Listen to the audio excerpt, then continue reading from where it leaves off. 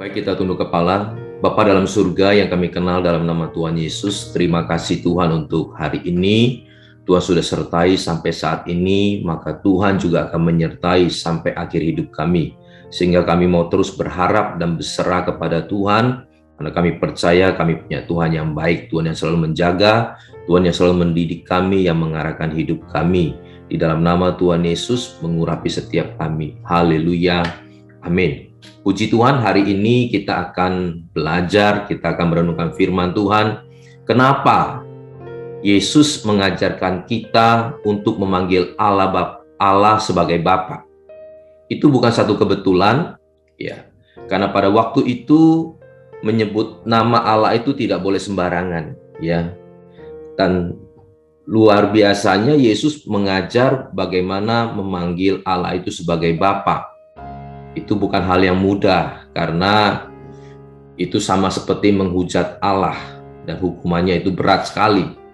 Nah, oleh karena itu pastilah kalau Yesus mengajarkan memanggil Allah sebagai Bapa, pasti ada maksudnya. Nah, Bapak Ibu Saudara, itu artinya bicara tentang satu hubungan kita dengan Tuhan, relasi kita dengan Tuhan yang begitu dekatnya, ya, sampai kita bisa memanggil Tuhan kita itu sebagai Bapa. Nah, Bapak Ibu, satu ketika saya lagi bercakap-cakap dengan teman saya, lalu teman saya mengatakan, kamu kalau berdoa itu harus teriak sama Tuhan yang kencang. Kalau selama ini kamu berdoa, kamu belum dijawab Tuhan, kamu harus teriak sama Tuhan. Nah, lalu di dalam hati kecil saya, sepertinya kok Tuhan tidak pernah mengajar seperti itu. Doa dengan Tuhan itu harus teriak-teriak, lalu harus klaim Tuhan. Tetapi di dalam hati kecil saya bertanya, apakah seperti itu? Apalagi di waktu itu saya mempunyai satu pergumulan yang cukup berat. Nah, singkat cerita, lalu saya pulang ke rumah. Waktu malam saya tidur, anak saya waktu itu masih kecil-kecil. Nah, perkataan itu terngiang-ngiang di telinga saya. Nah, malam itu akhirnya saya berdoa, tetapi karena waktu itu ada anak saya tidur di sana, saya berteriak tapi di dalam hati saya, ya, di dalam hati saya berkata, Tuhan tolong saya. Saya punya pergumulan yang berat, yang tidak mampu saya hadapi. Nah, saudara, waktu saya tertidur, Tuhan memberikan saya satu mimpi, di mana di depan wajah saya itu Alkitab yang begitu besar, dan muncullah satu kalimat, yaitu seperti 3 dimensi, dikatakan, jangan khawatir. Lalu saya terbangun, lalu saya berpikir, kok Tuhan jawab dengan seperti itu, tidak menjawab seperti apa yang saya inginkan. Tapi di situ Tuhan mengajar, ya, bahwa kita dengan Tuhan itu mempunyai hubungan yang dekat. Waktu kita berseru, maka Tuhan akan memberikan kekuatan kepada kita. Meskipun tidak sesuai dengan apa yang kita minta. Kita mungkin minta yang kelihatan materinya, jawabannya seperti apa yang kita pikirkan. Tapi Tuhan memberikan janjinya, yaitu jangan khawatir. Dan dari situ juga saya belajar. Rupanya untuk mencari Tuhan, berdoa kepada Tuhan, itu tidak diukur dari seberapa besar suara kita kepada Tuhan. Tapi Tuhan itu melihat hati kita. Tetapi di situ kita juga harus berseru kepada Tuhan. Tuhan mengatakan, berserulah maka aku akan menjawab, carilah maka engkau akan mendapatkan, ketoklah maka pintu akan dibukakan. Artinya kita harus berharap dan mencari Tuhan. Tetapi tidak diajarkan satu metode harus dengan teriak-teriak baru Tuhan menjawab. Tapi dengan hati yang sungguh-sungguh kita berseru kepada Tuhan, maka disitulah Tuhan akan menjawab dengan caranya. Tuhan memberikan firman-Nya, jangan khawatir. Nah, di situ Tuhan juga mengajar kepada saya bahwa Tuhan itu adalah seorang Bapa. Mari kita lihat dulu firman Tuhan di dalam Lukas 12 ayatnya yang ke-22 sampai dengan ke-24. Beginilah firman Tuhan. Yesus berkata kepada murid-muridnya, Karena itu aku berkata kepadamu, janganlah khawatir akan hidupmu, akan apa yang hendak kamu makan, dan janganlah khawatir pula akan tubuhmu, akan apa yang hendak kamu pakai. Sebab hidup itu lebih penting daripada makanan, dan tubuh itu lebih penting daripada pakaian. Perhatikanlah burung-burung gagak yang tidak menabur dan tidak menuai, dan tidak mempunyai gudang atau lumbung. Namun demikian diberi makan oleh Allah, betapa jauhnya kamu melebihi burung-burung itu. Tuhan katakan jangan khawatir dengan apa yang kamu makan, kamu minum, kamu pakai. Sebab hidup itu lebih penting. Tubuh itu lebih penting. Artinya apa? Hidup saja yang lebih penting Tuhan sudah berikan. Hari ini yang ada di layar di room ini, apakah kita tidak bernafas? Hidup itu sudah Tuhan kasih. Makanya jikalau masalah itu datang, kita lihat, nafas saja Tuhan sudah kasih. Kalau masalah itu datang, lihatlah, tubuh saja yang kita sekarang kenakan ini, itu Tuhan sudah kasih. Makan, masakan, pakaian, Tuhan tidak kasih.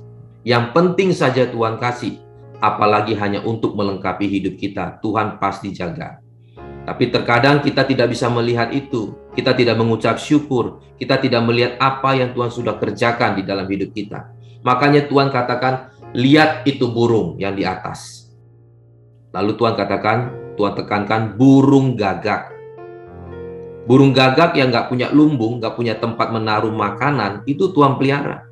Dan burung gagak pada saat itu adalah burung yang haram, yang orang tidak mau mendekat, apalagi memeliharanya, apalagi memberi makan. Tapi Tuhan beri makan burung gagak itu. Kita adalah anak Allah, kita adalah anak-anaknya. Pastilah Tuhan juga akan memelihara hidup kita. Tetapi juga kita harus sadar, kita harus tahu, kalau Tuhan mengajarkan memanggil Allah sebagai Bapa, artinya seorang Bapa pun akan mengajar dan mendidik kita, mendewasakan kita. Karena dia tahu bahwa satu kelak nanti kita akan hidup, ya baik itu hidup di masyarakat, hidup bersosialisasi, bagaimana kita harus hidup bersama dengan orang lain. Makanya Tuhan akan mempersiapkan kita, Tuhan akan mendidik kita, karena Tuhan kita adalah Bapa kita. Firman Tuhan di dalam Ibrani 12 ayat yang ke-7 sampai dengan ke-11. Jika kamu harus menanggung ganjaran, Allah memperlakukan kamu seperti anak. Di manakah terdapat anak yang tidak dihajar oleh ayahnya? Dihajar di sini jangan kita berpikir bahwa dihajar seperti ngajar maling. Ya, dihajar seperti anak yang dipukulin gitu. Hajar di sana ditulis lebih jelas dengan kata dididik, didisiplinkan. Jadi kalau dididik dan disiplinkan itu lebih kepada untuk hidup kita lebih baik supaya semakin hari semakin dewasa. Jika kamu harus menanggung ganjaran, Allah memperlakukan kamu seperti anak. Ayatnya yang ke-8.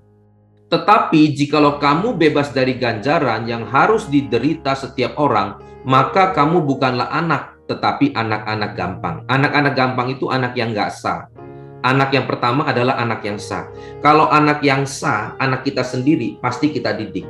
Tapi kalau bukan anak kita, itu kita tidak lebih, ya kita sekedar tahu, oh itu anak. Kita tahu anak itu. Tapi anak kita pasti akan didik dia. Ayat yang ke-9. Selanjutnya, dari ayah kita yang sebenarnya kita beroleh ganjaran dan mereka kita hormati. Kalau demikian, bukankah kita harus lebih taat kepada Bapa segala roh supaya kita boleh hidup? Jadi di dunia ini ada 3 Bapa. Bapa jasmani, kita harus hormati. Bapa rohani, kita harus hormati. Kita harus taat. Bapa segala roh, yaitu Bapa di sorga. Nah, saudara, ketiga Bapa ini selalu mendatangkan kebaikan bagi kita. Saudara dan saya adalah orang yang berrohani. Artinya kita harus punya ketiga Bapa ini. Bapa jasmani yang baik, Bapa rohani juga yang mendewasakan kita, Bapa segala roh itu juga yang membuat kita menjadi dewasa. Ikuti apa yang Bapa kita katakan. Nah, mari kita tunduk kepala, kita berdoa. Bapa di dalam surga, terima kasih Tuhan, firman-Mu telah menguatkan kami, menghibur kami, memberikan kami kekuatan. Oleh karena itu, mari kita dekapkan kedua tangan kita di dada kita. Jikalau saudara ada di dalam pergumulan, tantangan, masalah perjodohan, pekerjaan, studi, apapun itu, percayalah bahwa Tuhan akan memberikan jalan keluar dan kekuatan. Dan juga jikalau hari ini kita datang dengan tubuh yang sakit, tumpangkan tanganmu pada bagian yang sakit. Percayalah Tuhan akan sembuhkan di dalam nama Tuhan Yesus. Haleluya. Amin. Jikalau Bapak Ibu Saudara masih membutuhkan pelayanan doa konseling, bisa menghubungi nomor telepon yang tertera. Tuhan Yesus memberkati.